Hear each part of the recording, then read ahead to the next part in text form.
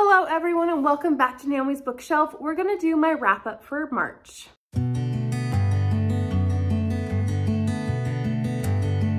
So before we go into my wrap up for the month, I do want to talk about the next book for the Fierce Women's Book Club, which will be my pick. We are going to read about Elizabeth Taylor in the book Elizabeth by J. Randy Borrellini.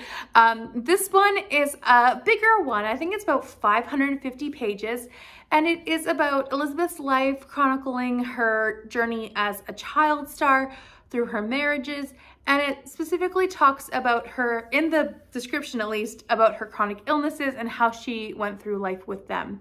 So I'm very excited to announce that book for the next 2 months, being May and June. So we're gonna get into the wrap up now. So in March, I read a total of 23 books. So brace yourselves for a long video. I did not plan on reading so many books in the second half, but here we are. So let's jump in. I read several books for middle grade March, and I'm gonna talk about them first, I think, and I will also mention the ones that qualify for March Mystery Madness and other ones as well. Anyways, so I read Clue #1. So this is the first edition. This is the book series created by E.A. Parker. And this is not written by E.A. Parker. It is written by, I don't know. Written by Eric Weiner. This one I gave 3 stars. I loved these series as a kid, but this one in particular was just really easy.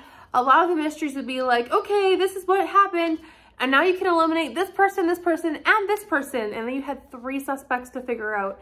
So I felt like a lot of the cases were on the really easy side to figure out. I enjoyed reading it, but not the greatest one. This one also counts for March Mystery Madness.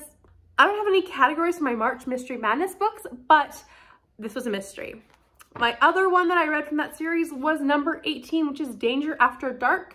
And this one was written by Donna Smith. Now this one I enjoyed a lot more. I gave it 4 stars. This one tripped me up still. I thought it was really clever. I really liked how the different characters interacted, and I think that this is such a fun series.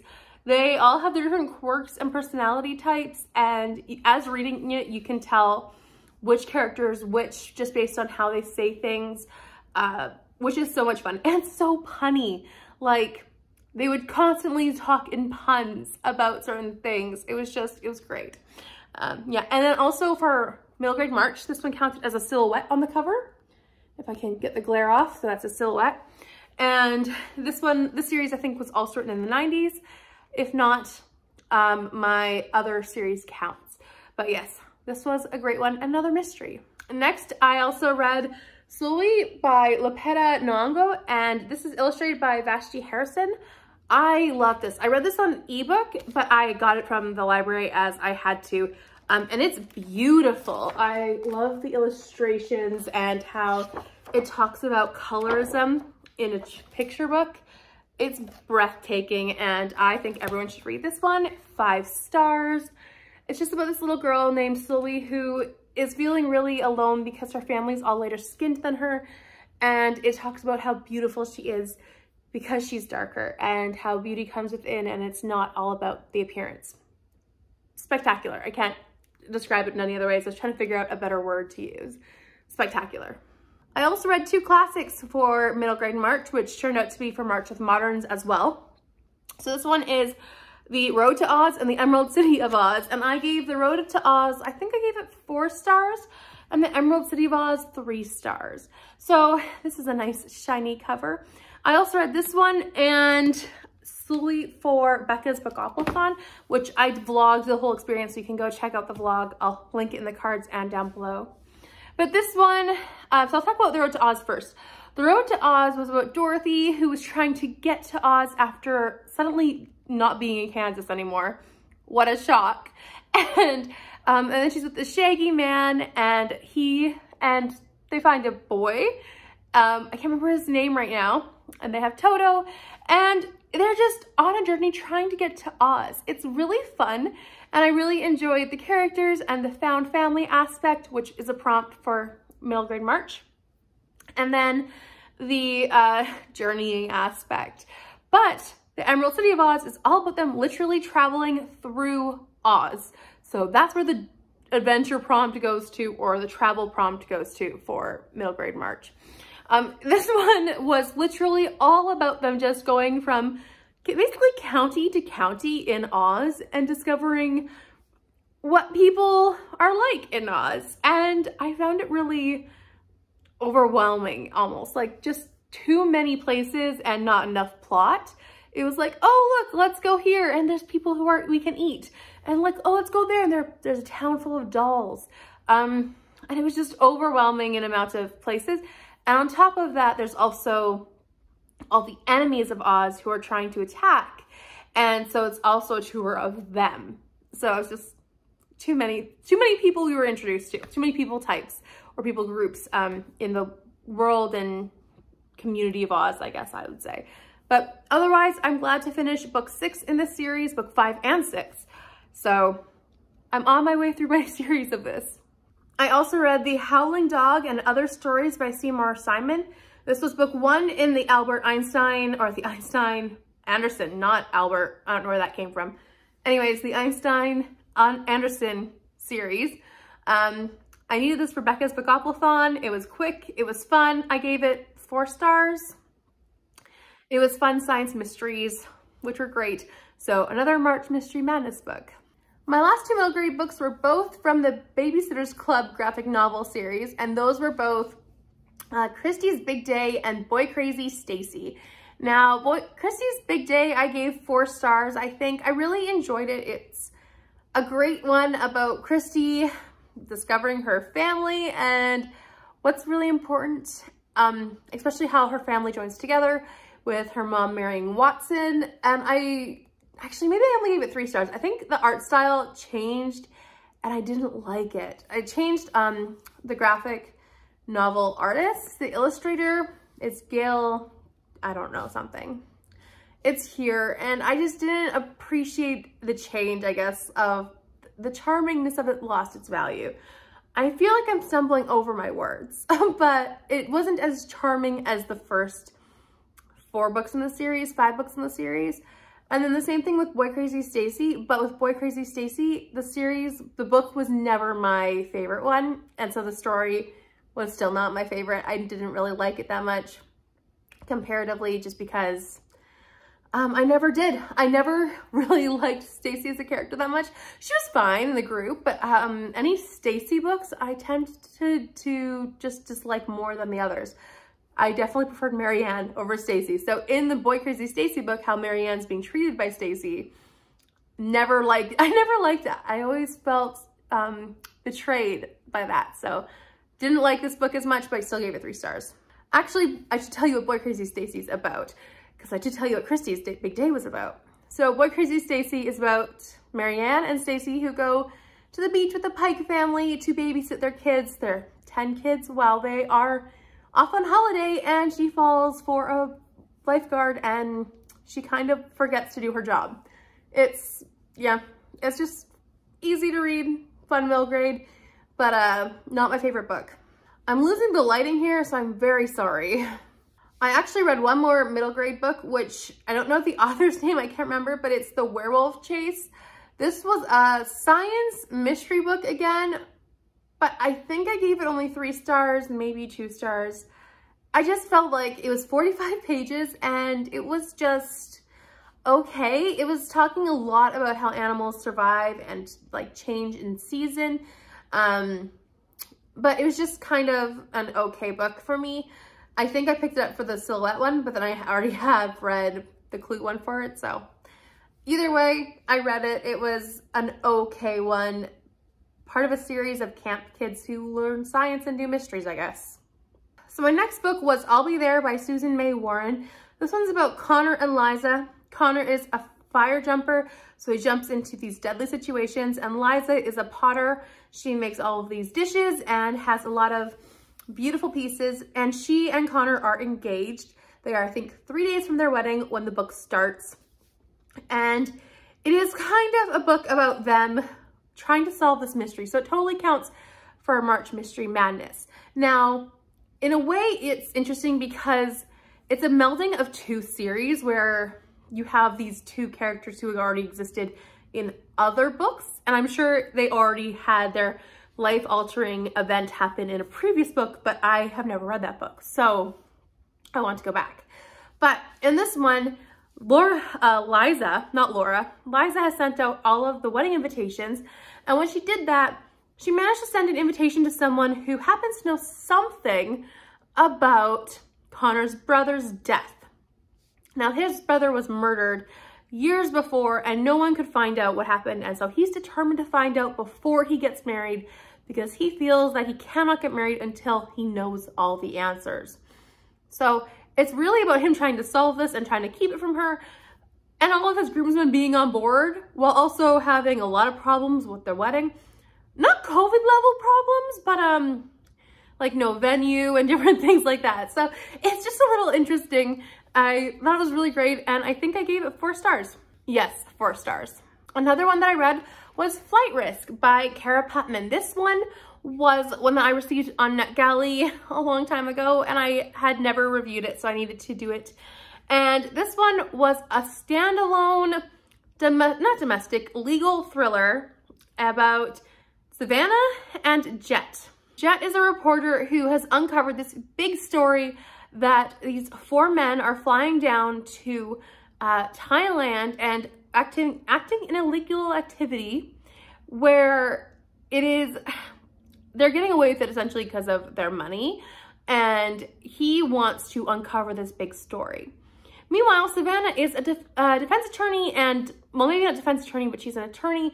She deals a lot with families, and currently she's working with this company who's trying to protect their software from being stolen by bigger companies as they have come across something really huge. Now, they are coming into connection as Jet's article uncovers that Savannah's ex-husband was the pilot of those flights, and he is named in the article. Now, what happens is when that article is released, there's a vigilante who goes on the loose. Now, this book is all about finding the truth, you know, sticking to the truth, but also it's about speaking up and not cowering. I thought it was really interesting and really great, and I gave it 4 stars. The next one that I read was Akin by Emma Donoghue. I gave this one 3 stars. It was okay. It was good. I think it was just missing something. I felt like it was really info heavy. So this book is about Noah, who is about 80 years old. He's about to turn 80, and he has decided to go to France for his birthday. And he wants to return to his home right before he turned, I think, 3 or 4. He left during the war, and he wants to go back. And his plans are suddenly altered when he is called, as he is the last remaining relative of this 11-year-old boy, and he does not want to take possession or foster this boy while this boy's mother is in jail. So he is in the situation where if he doesn't foster this boy is going to go into the system, and no one wants that for this child. So he grudgingly takes on this role, and he's the great uncle to this 11-year-old. And so as they go to France together, because he's not canceling his France trip, and so the boy comes too, it's just interesting.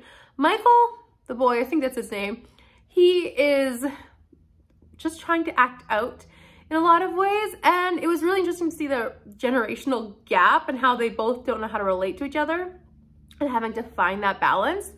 But at the same time, it felt like a lot of information was dumped on us as the reader through Noah. Like, Noah is a professor, but it was a lot of information dumped about the war, about different events that happened in France, a lot, and a lot of science, because Noah was a science professor. So it was like dropping on the sciencey stuff, which I don't personally care for. So I was kind of not okay with that, but it was interesting, and I give it 3 stars. Another one that I read was Home by Nnedi Okorafor. This one was amazing. 5 stars. This is a sequel to Binti, and I can't tell you anything about this except for the fact that you need to read Binti and then read this one.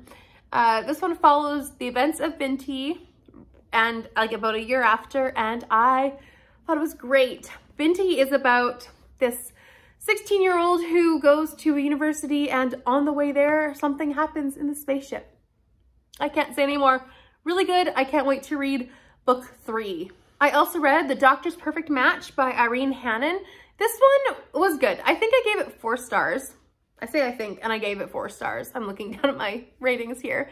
This one is about a doctor, and he's had a rough time with relationships, and he does not want to be connected to anyone like that. And then Marcy comes into town, and she's had a rough time with relationships as well. She's also really struggling financially, and so she is just really there to help out her brother for a couple weeks and then try to find a job after she has finished school, and now she needs to pay off all her student loans. Well, maybe not student loans, I can't remember that part, but she's broke. So this is a book about them, and it's really short, and I feel like it touched on some really hard-hitting topics, but really great. And I really love how Irene Hannon just writes these characters in a really unique way. And I also feel like none of it's completely unbelievable either. It feels like the timeline's appropriate. So I recommend Irene Hannon, and The Doctor's Perfect Match was a really good one. I also finished a Bible study, which is called Truth-Filled by Ruth Chou Simmons. This one I give 4 stars to. I just felt like some of the questions were a little redundant or very point blank, and there was no real thought needed to be put into them. But overall, this one was really good. It's about the seasons that you go through as a believer and just how to approach each season of life. I was also in the mood for a reread, so I read Sabrina by Lori Wick. This one is about Sabrina, who is a prostitute, or who was a prostitute, and then she managed to get out, and she's just trying to move on with her life. But at the same time, also, she meets this pastor named Rylan, and he is quite an interesting man to her, and she wants to reach out in her community, but she's also struggling to remain safe while doing it. It's a beautiful love story, a historical romance, and I love this book, so obviously 5 stars. I also finished off a buddy read, which was Villette. This one's by Charlotte Bronte. I gave this one 1 star, and I hated this one. This one is the worst classic I think I've ever read, and this is the, unfortunately, it's the worst Bronte book I've read, obviously, by worst classic I've ever read, meaning that. But it's also just so disappointing because I expected to like it at least a little more than this one, than I did. This one's about this girl named Lucy Snow who becomes a teacher, and that's basically the entire plot. I know some people love this. Some people enjoyed it and have rated it highly, and I am not one of those people. So the ending made it a 1 star for me. The last 3 chapters made it a 1 star. I am putting out a dedicated review of this if you want to check it out. Keep your eye on my channel for it, and you'll see my full ranty thoughts about Villette there. So I finished off the month with Emily Dickinson nonfiction, which is Emily Dickinson's Gardening Life, the plants, places that inspire the iconic poet by Marta McDowell. Excuse me, that was quite the title. This one I give 4 stars to. It was just a really interesting book about how Emily Dickinson grew up, her home, her garden, gave a lot of background information on her and how her garden would have impacted her. It also had a ton of citation at the back, so you could click on every single flower and how many poems it appeared in. And she talked about a lot of poems in this book. Marta, the author, referred to tons of poems where she referred to flowers. Emily Dickinson referred to flowers. And it was just so well researched, and I could tell it was really thought out of how the garden was really impacted in this poetry collection or this poetry thought process. I am not a big poetry nerd, although I want to become better at reading poetry, and I think I do enjoy it. And I know nothing about Emily Dickinson, so this was a great one to read in preparation for our Fierce Women's Book Club pick, which is Emily Dickinson's Letters. So I feel like this gave me a good background information and I really enjoyed it. I really recommend it. It's also for anyone who loves gardening and planting. It just really talked about how the garden impacted her life. And I think that was really, really fun. I'll also briefly mention here the other books I read this month, but I've reviewed in my first wrap up, which is Anne of Green Gables, the graphic novel, Much Ado About Nothing, Ordeal by Innocence, The Time Machine and Other Cases, and The Girl with the Pearl Earring. So those were all in my other review. Unfortunately, I didn't balance it quite well because I managed to read so many books in the last half of the month, but I'm happy. Let's do some stats and then we'll get this video wrapped up. So in total this month, I've read 4,336 pages over 23 books, which I'm so happy with. And I know a lot of them are middle grade, and graphic novels. I read a lot of graphic novels, but so happy with, really excited with that number because that means I finally hit my goal for like the monthly total. I have been trying for months now to get to 4,200 every month. And now I'm actually at what I should be for the end of March, which is 12,695 pages. I am 95 pages over my 3-month goal, which I'm on my way to 50,000 pages in a year. So exciting, very happy. I'm also 1/3 through my reading goal of 150 books. Also probably due to this month alone. In regards to my goals, I did do one Agatha Christie, which was my Ordeal by Innocence. I did read the Shakespeare, which was Much Ado About Nothing. I did A Timeless Tomes, which was Villette. And I did read 2 books in a series, which was Oz, the Wizard of Oz series. So there's that. I also, nope, that was last month. I did finish Harry Potter last month. Never mind. I don't feel like going through all the genres because I did read so many books this month. So I'll just put a picture here of all the genres I read and how many I read of each of them. But let's suffice it to say, I read a lot of genres. I read a lot of books. And I think we'll count the middle grades at least. So I read 11 middle grade and the rest were adult, which is almost a 50-50 split. So very happy with that total. I think that's going to be it. I've been talking for 30 minutes now and I am done. The light is gone, so I think we're gonna close it off here. Thank you so much for watching. Please like this video if you enjoyed it and subscribe if you would like to and are new here. Also, if you would like to leave a comment down below, I would be really appreciative. I'd love to chat in the comments about the books that you read during March, if you did any of the readathons, or if you just had a good time reading for anything at all.